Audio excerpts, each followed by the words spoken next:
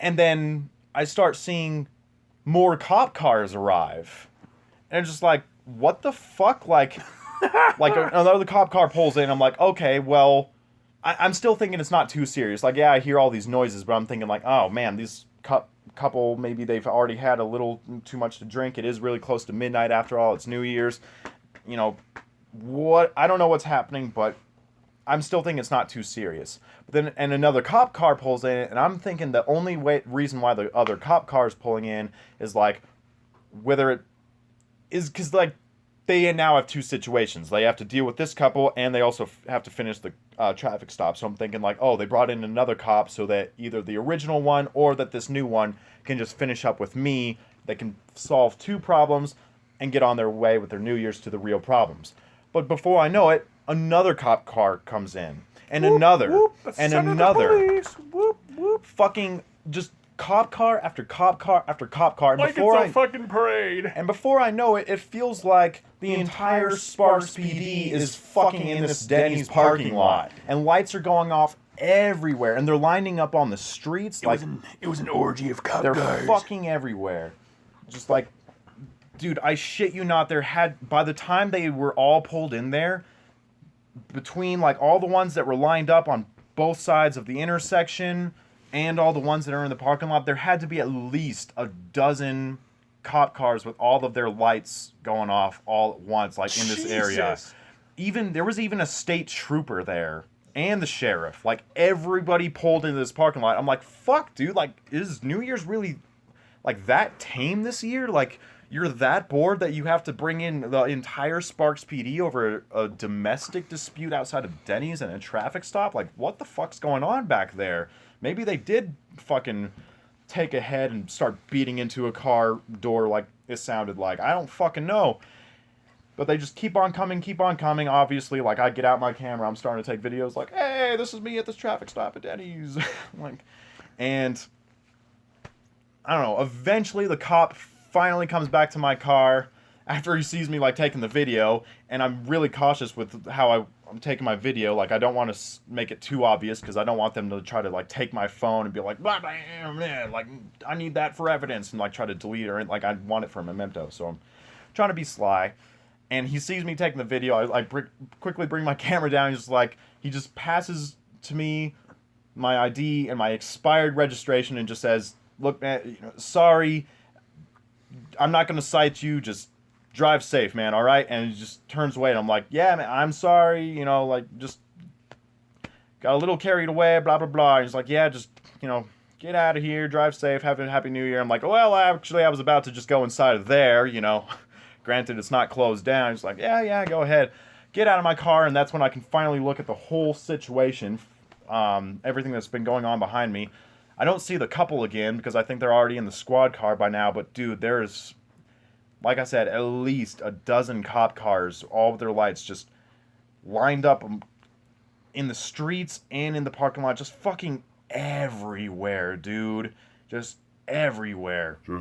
And I just kind of like, huh. And just happily stroll into the Denny's.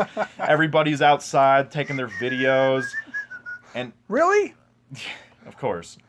And rubbernecking and all that.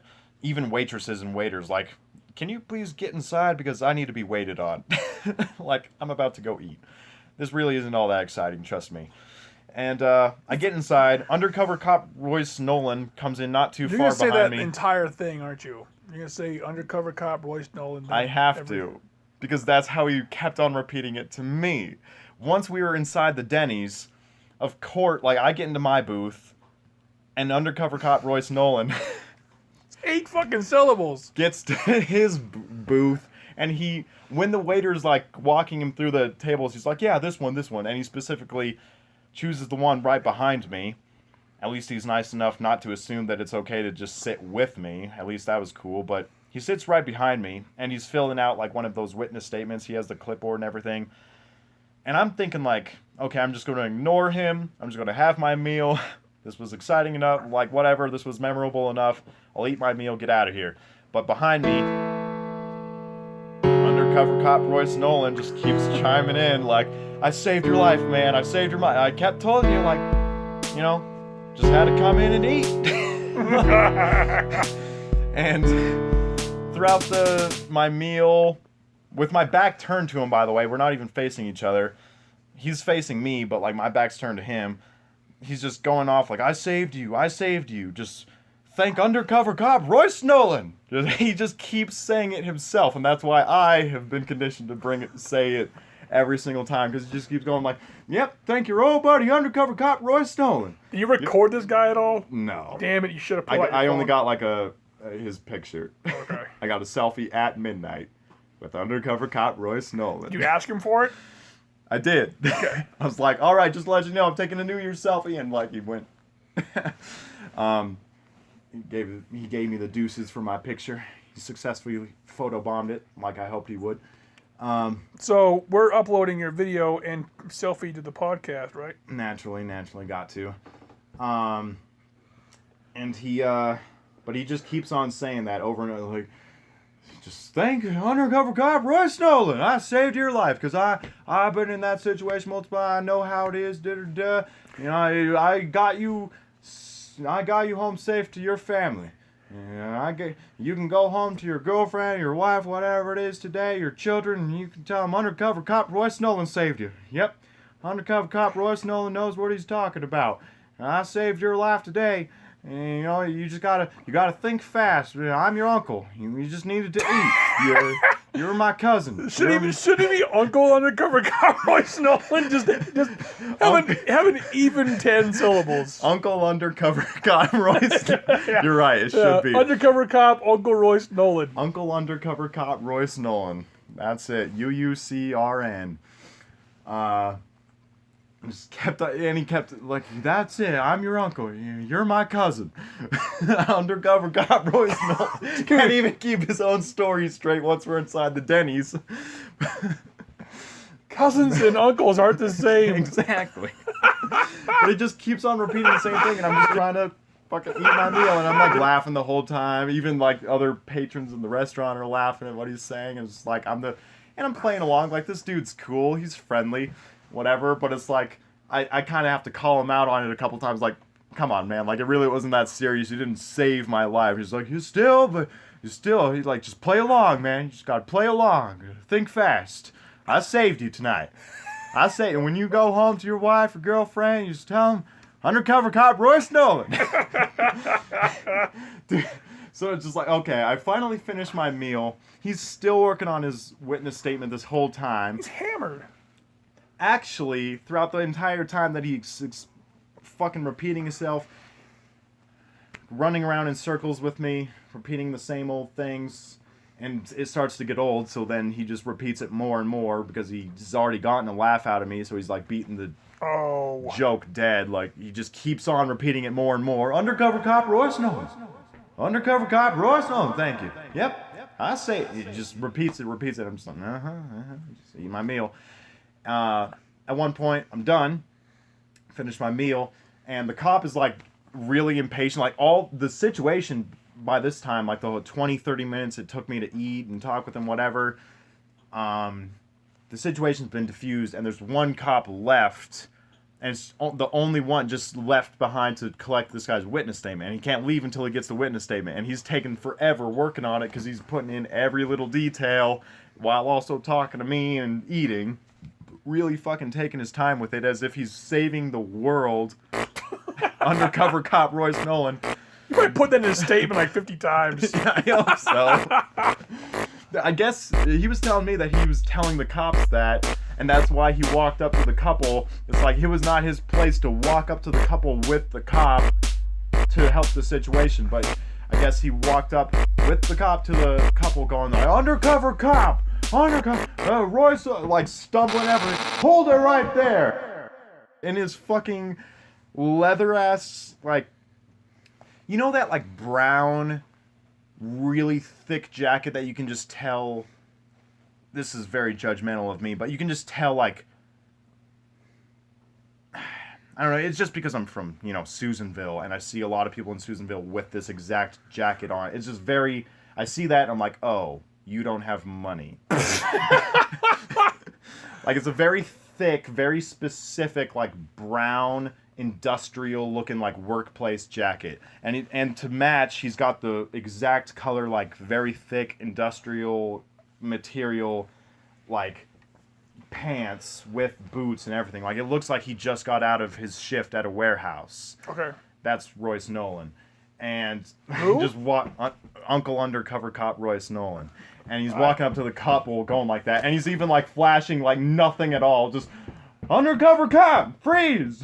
Like he has no badge in his hand. Yeah, exactly. Fucking weirdo. And so I'm sure he put it in his witness statement multiple times. But anyway, he told me in the midst of all this repeating himself, he did explain to me that he was not actually inebriated in any which way. It's because he had some sort of accident earlier in life, and like he did kind of like have like a scar, like an imprint on his head. Oh, so he's Gary Busey.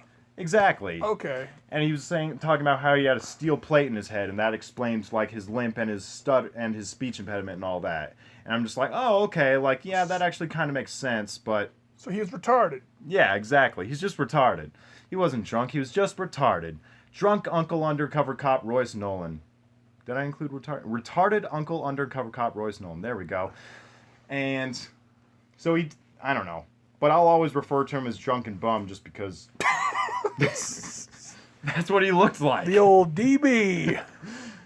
But when I'm done with my meal, the cop at this point has like straight up like is standing almost like CO, correctional officer, guard status at his booth while he eats, like almost like a police escort. Because he's just gotten so impatient that he's not waiting outside in the cold anymore in his car. He wants to let retarded Uncle Undercover Cop Royce Nolan know he wants... And he's already told him, like, look, dude, I gotta make my rounds. It's fucking New Year's. Like, please hurry up. And he's like, yeah, you know, I'm doing it. And so he's standing right at his booth, you know, all guard style, arms crossed, looking dead ahead. I finish my meal, I stand up, and I look right at the cop, and I look right at the very, like, seemingly drunken bum sitting in the booth behind me, and I was just like, sir, I want to thank you and let you know that I'm grateful to you, Mr. Undercover Cop Royce Nolan. I shake his hand, like, say it like that, almost in mocking the cop standing next to him. Like, hey, here's this actual cop right here on New Year's doing his job, probably having a hell of a time. Definitely really fucking hating this guy right here because he's taking way too long doing his witness statement. Like, actual cop in uniform, squad car with the lights going off outside and everything. And I just like, thank you for your service, sir. And I just shake the hand of Undercover Cop Royce Nolan. I'm so proud of you.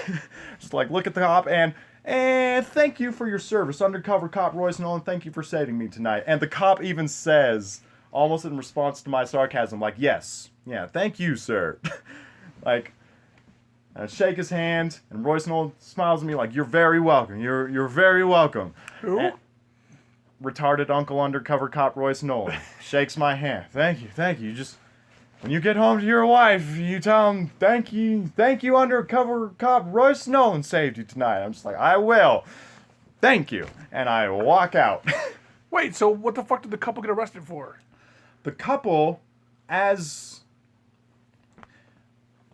retarded Uncle Undercover Cop Royce Nolan explained to me in the midst of it, was that it was a federal warrant. I'm asking him, like, do you even know what happened out there? Like, it sounded like a domestic to me. And he's like, oh, you know, it's like a federal warrant, blah, blah, blah. Like, you know, they were doing a dine and dash. And I was just like, really? That's it? Like, it took the entire Sparks department for a fucking dine and dash? And that's when he's like, yeah, well, it turns out they had a federal warrant. I'm like, oh, okay. So you don't know what for then?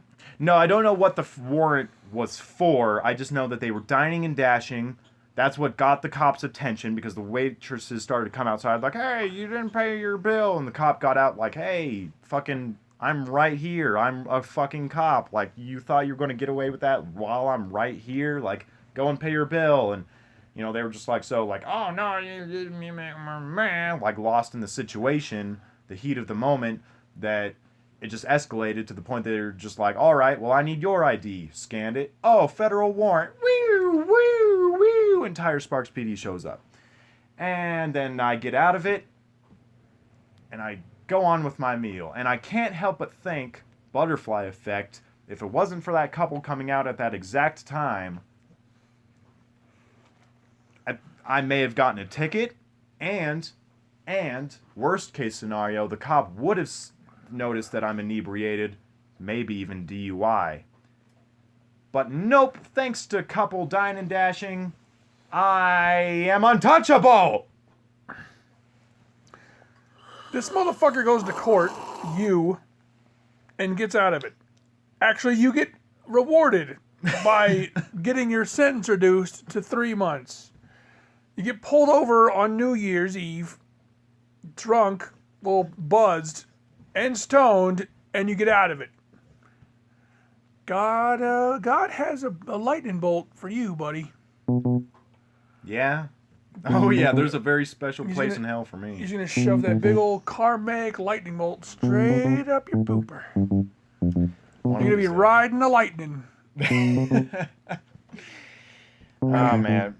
But who the fuck? What way to ring in the new year? With dining and dashing and getting busted on a federal warrant. the right and you go to and their kids like going to wait for their kids to ring in the new year, like, Happy New Year, kids, you're off to a fucking foster home, hooray. Oh man, that blows. So when you thanked him for his service, I wanted to tell you, that's Mr. Undercover Cop Royce Nolan. okay, that's not what I pictured at all. Are you sure that's leather though? I don't know what material it is. I just know that I've seen that exact jacket on a lot of people in Susanville. I'm like, you're poor. You thanked him for his service. Yep. And the last time I went to the hospital, You're poor. when I was sitting there forever, they brought, some fucking nurse came in when I was in there. And she goes, they're bringing in an inmate. Are you okay with that? I was like, yeah, I'm fine. You're poor. She's like, I'm going to close this curtain. I was like, why? Like, he's an inmate. I'm like, I don't give a shit. And he came in with like, I think 4 COs. And he was an older guy. He was, I don't know. Poor. Poor. He may have been 50. Maybe. But they're asking him all these questions. They didn't close the curtain for his privacy. They closed it for my privacy, which is stupid. Because I didn't give a shit. And they're asking him all these questions. He's like, yeah, I shoot heroin and I have hypertension and blah, blah, blah. Like, I shouldn't do it, but I still shoot heroin. He's answering them honestly because he had his heart was all fucked up. He was having palpitations or some shit. And he's talking with the people and the COs. They're not exactly being dicks to him, but I finally get my discharge papers, like I'm allowed to leave. They tell me what's wrong and to do the follow-up. And as I'm leaving, I look directly at him. I go, hey, man, keep your head up. Keep fighting this system. And I look at all COs in the face and walk off, and they're just pissed at me. Fuck yeah. Yeah. I didn't get to shake his hand. They probably wouldn't have let me. But I'm Yeah. glad that you gave the undercover cop, Royce Nolan, the praise that he deserved. Yeah, because he was the true hero that day. You know, besides the couple who obviously took the bullet for me. It would have been even better if the cop who was standing guard with him was the one who originally did the traffic stop for me, too. So I would have been thanking Undercover Cop Royce Nolan not only for his service as a cop, but also thanking him at the same time for getting me out of the traffic stop while the cop who was going to give me the ticket was standing right there. Well, if he did that, you probably would have. He may have given you a ticket after all. He couldn't do that. I would have definitely fired at that point. Like, once you're out of the car, like if you don't give me it while I'm in the car and the traffic stop is over, you can't. That's almost like double jeopardy. You can't just change your mind later. Like, oh, by the way, I know I said earlier I wasn't going to cite you, but now that it's like 30 minutes has passed, you know, you're in a totally different location, kind of. You're inside this Denny's, blah, blah, nowhere near your car in question. I'm going to give you a ticket. Like, he wouldn't have been able to do that. That's totally fucked. You know what's funny is, I mean, they may have. You could have fought it on. I mean, they definitely could have attempted it, yeah. This is funny. I got pulled over with Melissa. I was in, I don't know if it was her truck at the time, but it was blue little fucking Toyota truck, and it was a stick. Little pickup, and I was still learning how to drive. I think I was 14, 15. I don't even know if I had a driver's permit yet. Melissa thought I did, but she didn't ask. And I'm talking tough, like, oh yeah, fuck the police, blah, blah, blah. She's like, and then I saw the cops, and I went, oh fuck.